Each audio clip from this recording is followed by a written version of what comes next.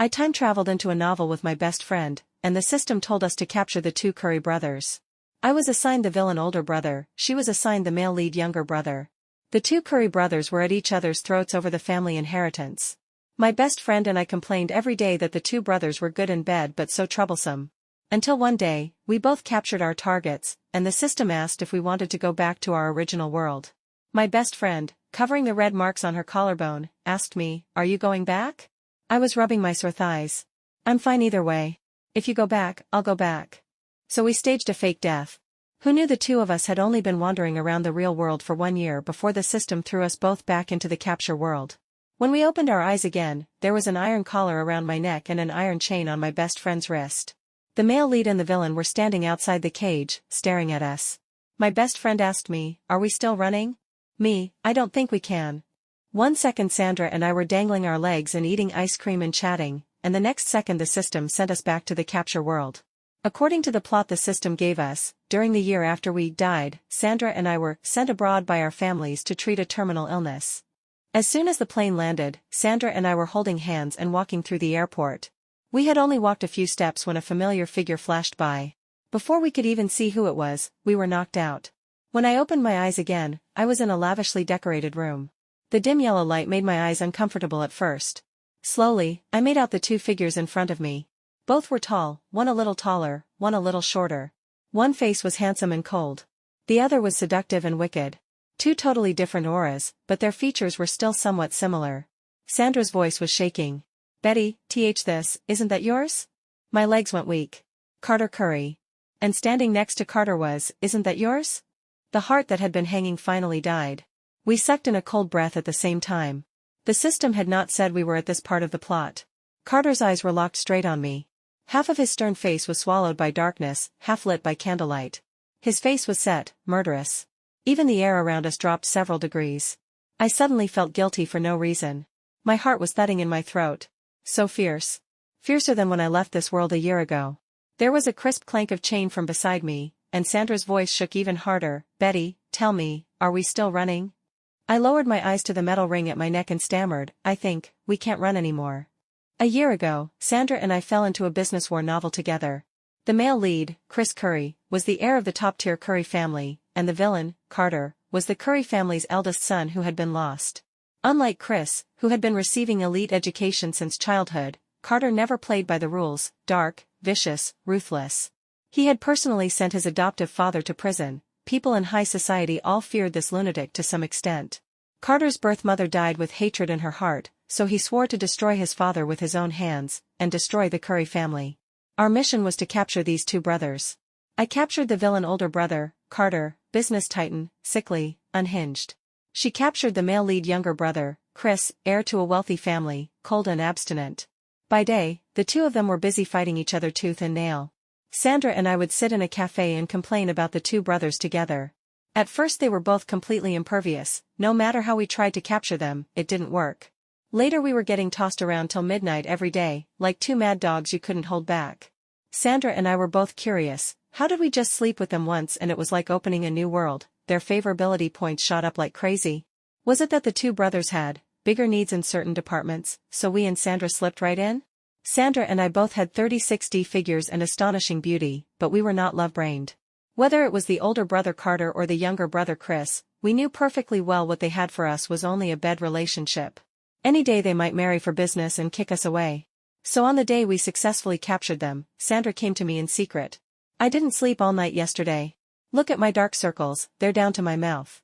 I looked at the red marks on her collarbone and imagined last night's battle. Too brutal. I rubbed my sore thighs. That dog Carter invented a new position again yesterday. My whole body is covered in marks, I really can't take it anymore. "Did the system talk to you?" "It said we can go back to the real world." "Yeah. Are we going back?" "If you go, I go." When I said it, I did hesitate. Carter was exactly my type, and that broad shoulders, narrow waist body was top tier. Dating him was basically a real-life, no top-up autumn game, right? Sandra and I had both been single for over 20 years in real life. We didn't even have a male mosquito around. When we got the itch for romance, we could only flirt with men in games.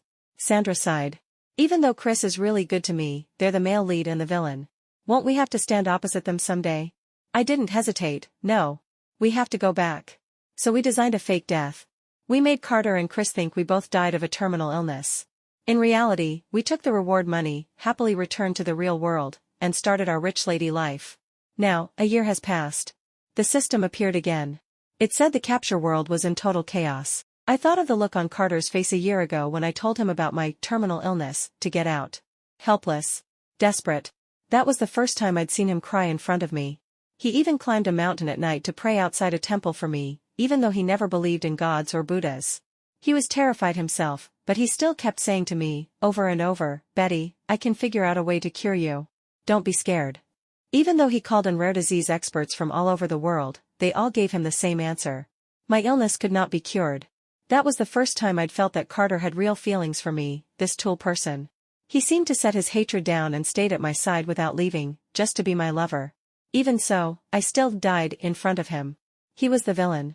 Even if he developed feelings for me, it was just a little interlude in the novel. He would still go down the road of revenge. And I would still become the stepping stone, the sacrifice, on his path of revenge. Only, why were Carter and Chris now standing here so peacefully together? What on earth had happened? Why were the two of them showing up together and even looking like they were cooperating? My sixth sense told me something in the original storyline had gone off. Where did it go wrong? I was still sorting through the cause and effect when Sandra's pinched little voice sounded beside me. "Chris, my wrist really hurts." "Playing pitiful? We can do that?" A flash of tension crossed Chris's face. So this trick actually worked on Chris. He cleared his throat, patted Carter's shoulder. "Bro, I'm taking Sandra." Then I watched Chris unlock Sandra's handcuffs himself and lift her up in a princess carry. Sandra snuggled into his arms and threw me a "you're on your own" look. They were gone. The room was now just me and Carter. The metal ring around my neck was made of a special material and could only be opened with a special code.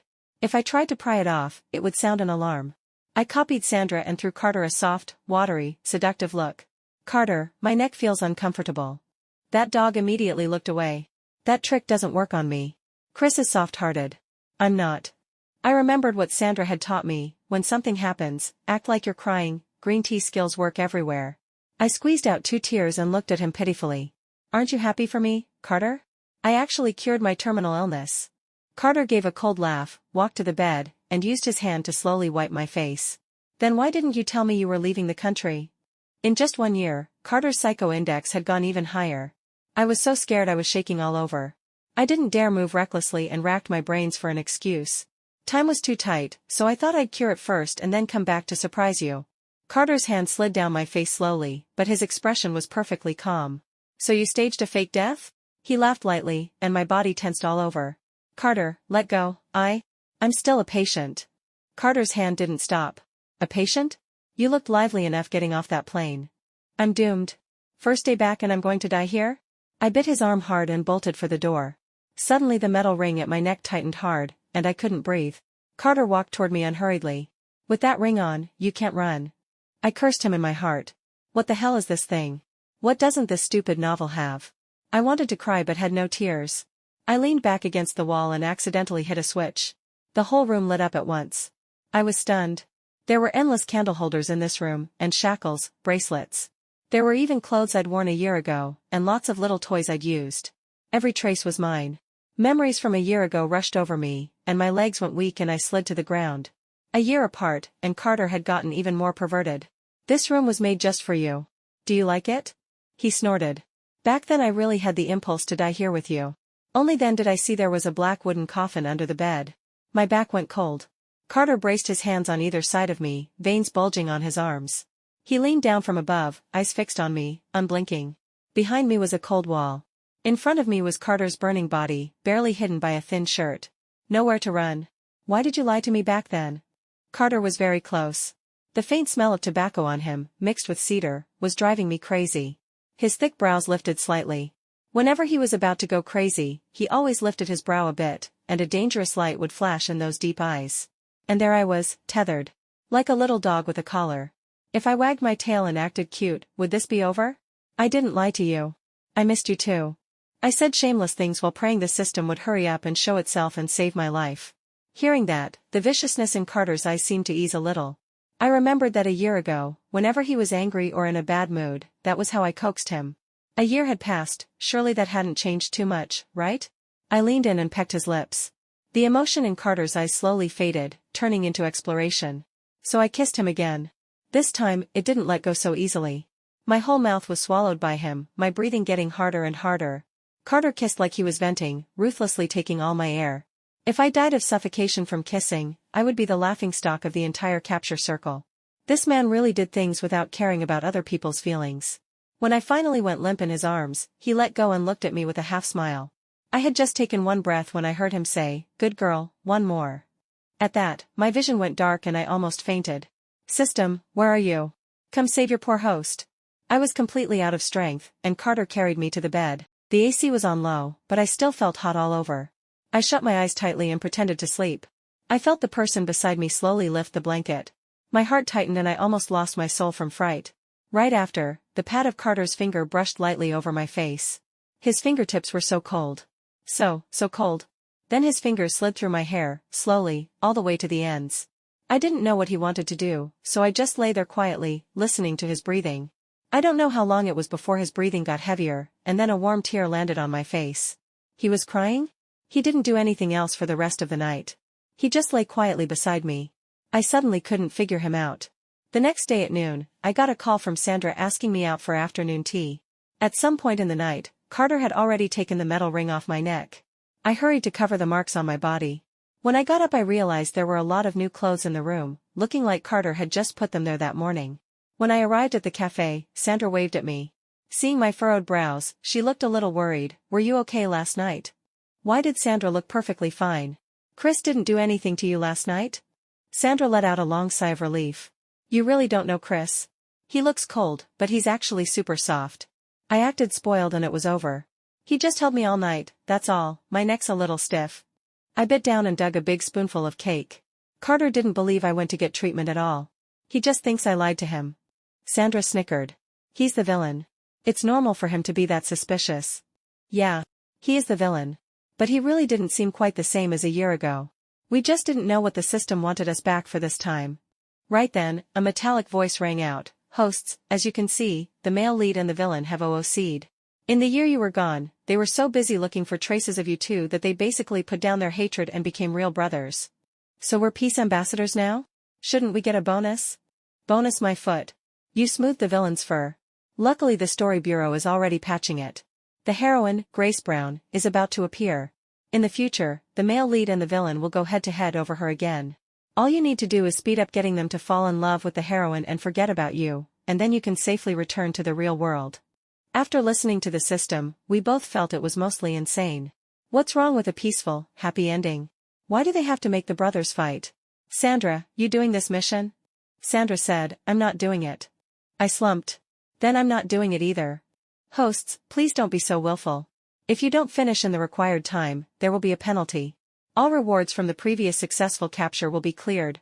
Sandra and I looked at each other and clenched our fists. 008, you win. Time always passes too fast. Sandra is a high execution girl. In one afternoon she had laid out the whole capture plan clearly. It was almost dinner. I just wanted to ask Sandra what we were doing for dinner when Chris appeared. Sandra waved at me. "Chris is here to pick me up. I'm heading back first." Look at her, seeing a handsome guy like it's free. I let out a long sigh. You don't fear your bestie being single, you fear your bestie getting off the market before you. Putting love over friendship. I was just thinking about what to eat at night when a low voice sounded by my ear. "Still not leaving?" When I saw Carter, my eyes lit up and I subconsciously grabbed his hand. Immediately the system crackled in my head. "Host, what are you doing?" Only then did I notice Carter's and my fingers were already interlaced. And it even felt natural. The system was about to cry, "I'm begging you, stop raising the villain's favorability. Try to get the villain to show up at the auction tonight. He'll meet the just-returned heroine there and recognize her, and then you fan the flames a little, and everything will follow the plot." I pulled my hand back and acted like nothing had happened. I understood everything the system said. It's just that I felt this dull, nameless stuffiness in my chest. The system reminded me at the right time, "Host, you're holding the vicious supporting female script now. Do your job. Don't develop feelings you shouldn't." Once Carter sees the heroine, the power of the plot will push him to fall in love with her. I said quickly, "Carter, I want to go to the auction. I heard there's a bracelet in there that's really nice." Carter glanced at me casually. "Okay. We'll go tonight." My palm was sweating from nerves. It's really hard to fool the villain. The next second, the man took my hand. Let's just hold hands like this. My face went hot all at once. So strange. We'd done way more indecent things before and I didn't feel like this. Did I see so few men this year that my skin's gotten thinner? Before going into the auction, Carter took me to change clothes. After I changed, Carter's hand naturally closed over mine again. Like it was glued on with superglue, I couldn't even shake it off. This kind of thing is normal for ordinary couples. But he's the villain. According to the novel setting, he shouldn't have any feelings for me, this transmigrator. Any favorability should have been cleared when I successfully captured him and then faked my death. So what was he doing now? Holding hands and going on a date like a normal couple? Too abnormal. Just how badly has this world collapsed? When Carter and I walked into the auction hand in hand, a lot of big names turned blazing gazes on me. Carter is now the man in charge of Kent Corporation. Kent is his mother's surname. Compared to the old money glory of the Curry family, Kent Corp came out of nowhere and shot up in no time, sitting just under the Curry family. Standing next to him, you can't keep a low profile at all. I heard Carter's terminally ill wife suddenly came back to the country, and now that I look, it's true. I thought someone as naturally cold as Carter wouldn't have feelings. You guys didn't see how crazy Carter was when he thought his wife had died. He almost followed her. It was like a promise between them. He gave himself 1 year. Good thing she came back, or I don't think he would have made it either. Then how did someone who already died come back to life? I heard it was arranged by her family. Chris's wife went for treatment too. Every word fell into my ears. My heart ached in waves. I clearly told Carter back then to live well. My eyes stung. I turned to ask Carter, Carter, what did you do this year? Carter acted like he hadn't heard a word they said. He led me past them and said in the calmest, most natural voice, I traveled, and waited for you. Then if you couldn't wait for me, would you really? Die with me? A dark emotion surged in Carter's eyes. I have no friends here, no family. You're the only one. He said it in the most matter-of-fact tone. So if you disappear without a word again, I'll kill you first, then die with you. I lowered my head to hide my feelings. Carter. I'm sorry. I'm going to disappoint you again.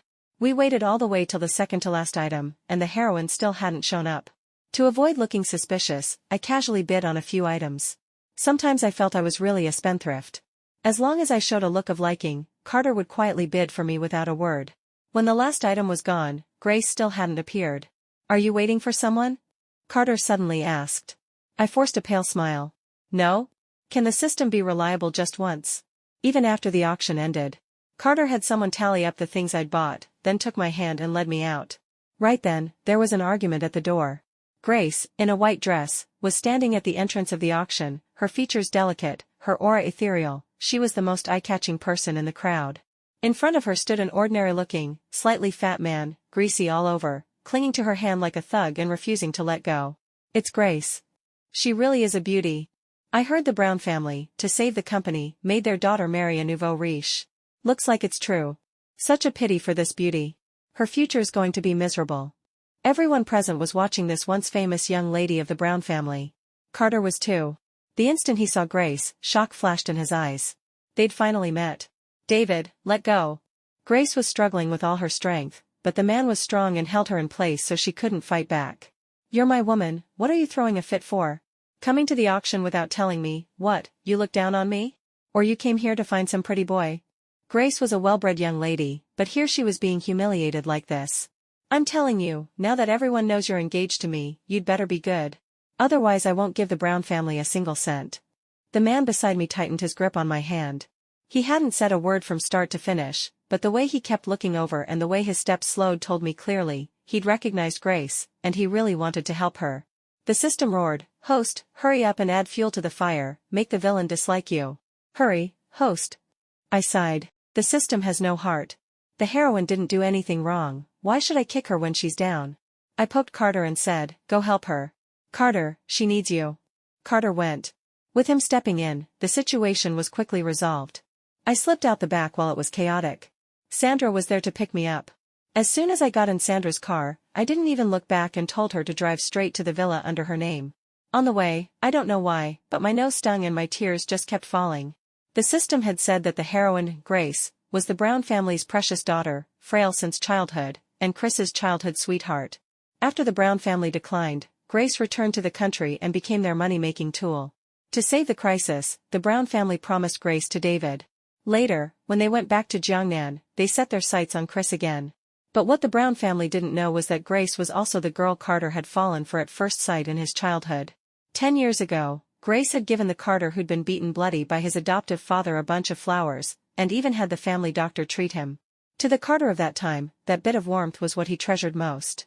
So it was reasonable for him to fall in love with the heroine. It's just, knowing Carter would love the heroine in the future was basically death by 1,000 cuts for me.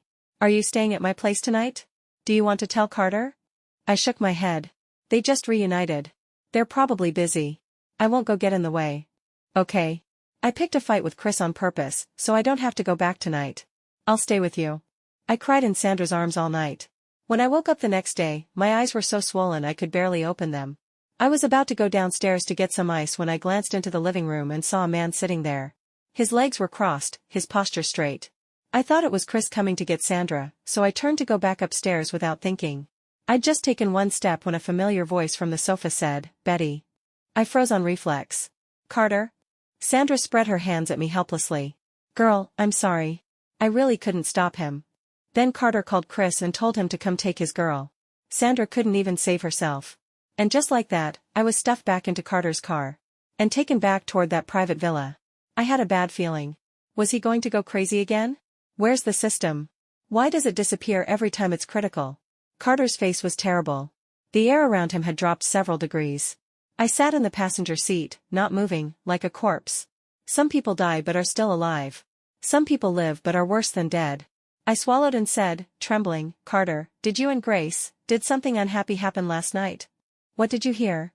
I said awkwardly, "Well, yeah, I heard she was someone you'd been looking for a long time." Suddenly, Carter slammed the brakes. We stopped just before the red light. Not like I'd expected. Carter's face was dark. Every word seemed to be squeezed out from his throat. "Betty, you asked me to take you to the auction, because of her." The calm before the storm is the scariest. I really didn't know what to do now. Shouldn't he be happy about reuniting with an old flame? Why did he look like this? I nodded, then shook my head. All of a sudden, his big hand grabbed my neck and I couldn't breathe. Carter stared at me, eyes terrifying. I even felt like he wanted to strangle me like this. "Betty, do you have a heart at all?" Carter tightened his hand. I said it, "If you run again, I'll kill you first, then die with you." I grabbed his wrist and used all my strength to break free. After coughing several times, I practically roared, "What, die with you? Carter, who wants to die with you? Can you stop scaring me like this every time? I'm a person. I'm alive. If you keep doing this I'm calling the cops. You want to keep me and make me stay by your side, can you first learn how to love someone?" The light turned green. The cars behind us honked several times. Carter lowered his eyes. There were glittering tears on his long lashes. He was silent as he released the handbrake, and the car drove steadily forward. Only, he changed routes. He took the road home. We didn't speak the whole way. When we reached the villa, Carter went straight back to his room and slammed the door hard. The servants looked at me, not knowing what to do. I turned and went to the room next door and kicked the door shut to vent. I called Sandra. I complained for 2 hours straight. Then she, very apologetically, told me Chris was calling her to bed. I hugged my pillow and vented again. The system finally appeared. "Sis, stop venting on the pillow. I have a headache too, I'm going bald." I cursed it out. "You even have a brain? Who came up with this psycho plot?" Great, now Carter didn't fall for Grace and I've fallen out with him. My life is going to be miserable from now on. It's all your fault.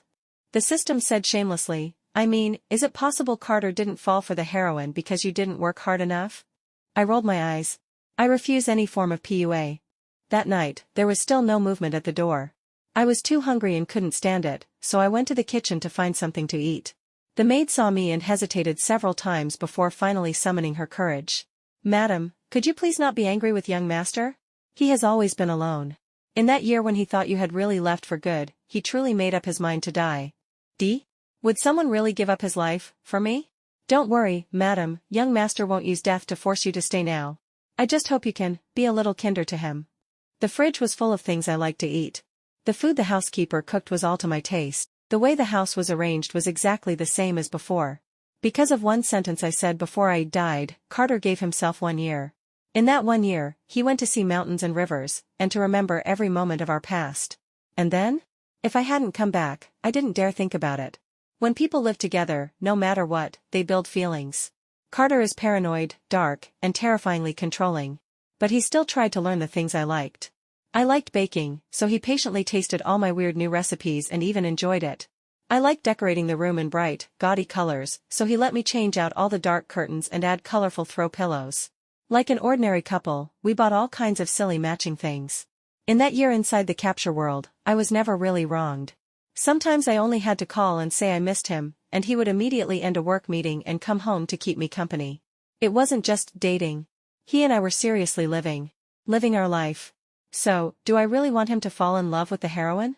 How can someone who has never been loved since he was a child know how to love someone? Without noticing, water from the kettle overflowed down the cup. Careful. Carter grabbed my wrist and yanked me away from the boiling water. The cup smashed on the floor. Only then did I come back to myself. Carter let go of my hand and took a step back, keeping a safe distance from me. He was 6'3", but he bent slightly at the waist and lowered his head like a big dog who'd done something wrong. Carter's fingertips brushed lightly over the spot on my neck where he'd choked me. His lashes trembled, his thin lips parted. Carter. Out of the corner of my eye saw the fresh bloody scratches on his wrist. Carter had been hurting himself in the room just now? I'm sorry. Carter's voice shook. I really don't know how to love someone. That's why I lost you. Right after, warm drops of tears fell onto the back of my hand. He really cried even more than before. System, host, reject him hard. Don't forget your mission. Reject him, trample him, crush him. I pressed my lips together. Carter, but Grace. Carter's bloody arms suddenly wrapped around me. Not like before, so tight I couldn't breathe. This time, he just held me loosely. He buried his face in my neck. Breathing softly. I don't like Grace. I just wanted to repay an old kindness. Betty, can you please not leave me? Anything you don't like, I can change. I really only have you. Please, don't push me to Grace again. I finished putting ointment on Carter and told him 3 times he was never allowed to hurt himself like that again. Carter was very obedient and nodded. That night I called Sandra. I didn't expect her to speak first. Girl, we might not be able to finish this mission. I gave a bitter laugh. I thought so too. Then Sandra told me about Chris and Grace.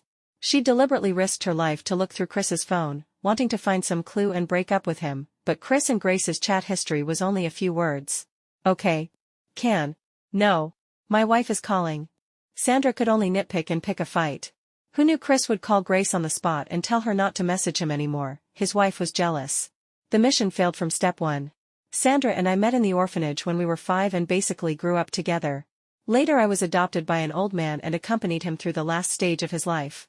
Sandra wasn't so lucky. She was adopted by a woman, and when Sandra turned 18, that woman personally sent her to the adoptive father's bed. Sandra ran. She found me, also alone. I ran with her. But her adoptive father chased fast and wouldn't let her go. In the end, because of a car accident, Sandra and I fell into this world. The system said as long as we completed the capture, we could take a large sum of money and go back to the real world. So we did everything we could, captured successfully, and went back. Her adoptive parents got what they deserved.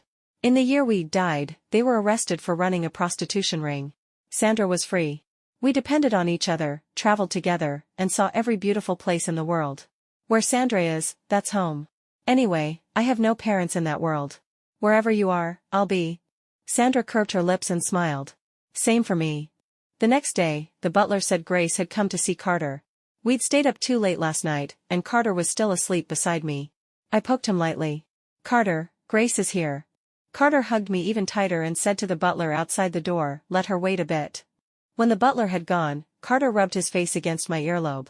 It tickled. Let me hold you a while longer. I couldn't do anything with him.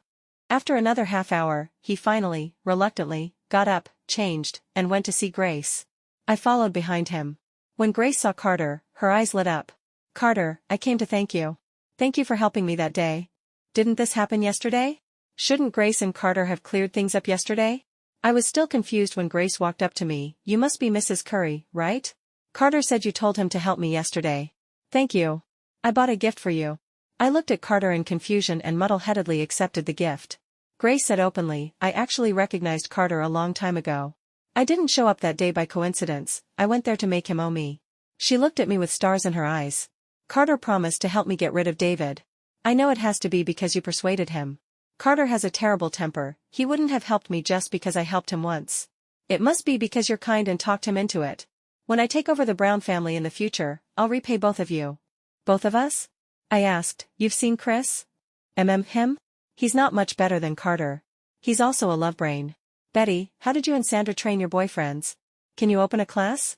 I like someone too, but she doesn't seem to like me. As she talked, the topic drifted further and further.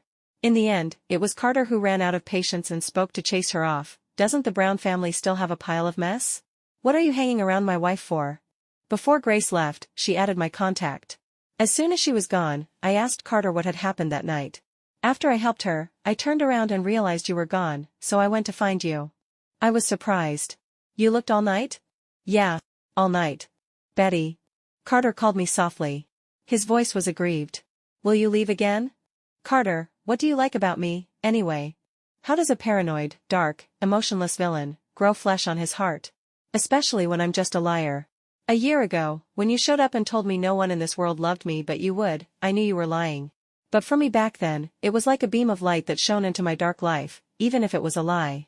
Because you were there, I suddenly didn't feel so lonely. When I went home, someone was there. When I worked, someone thought of me. Watching you sleep, I felt at peace. Because you were there, I stopped being used to being alone, so I kept thinking how I could make you lie to me longer. I know coming and going is your freedom. Before, I was selfish. Now, I want to ask you, will you stay and be with me? I rose on tiptoe and kissed his lips with a smile. Carter, I'll stay with you. Case closed. Grace likes girls. No wonder Carter and Chris were so hostile to her. Even so, the system still buzzed uselessly in our ears. Every time it started, no matter what it said, Sandra and I cut it off right away, not listening, you're insane. At first, the system even tried to threaten us with the money, but after a while, even the system gave up. Even if the reward money is cleared, Carter and Chris are rich. And Sandra and I have been in this world long enough to have some savings of our own. Which world isn't a world to live in? Now Carter gets off work on time and is gentler with his employees. My wife says we can't squeeze labor. You don't have to work overtime anymore. He even helps old ladies cross the street now. I've got money, and I'm not scared of being scammed. My wife says this is what earning money is for. When people curse him behind his back, he turns a blind eye. When people curse his wife, his mouth turns into a machine gun. Even Sandra sighed. Girl, how did I never realize, you're a master at husband taming. You turned the villain into a model house husband. I rubbed my sore legs. No night's sleep is free. One day after we were married, Sandra came to me crying. Chris was too rough last night. Girl, I want a divorce. I hugged her. Me too. Carter said last night he wanted to try a new position. I can't live like this either. Are you divorcing? If you divorce, I divorce. Then I'll divorce today, you divorce tomorrow. Deal. Right then, from the room next door came two male voices. We're right next door. Do they want to say it any louder? This is already the third time this month they've said divorce. My keyboard is worn out from kneeling. I need a new one. My durian too.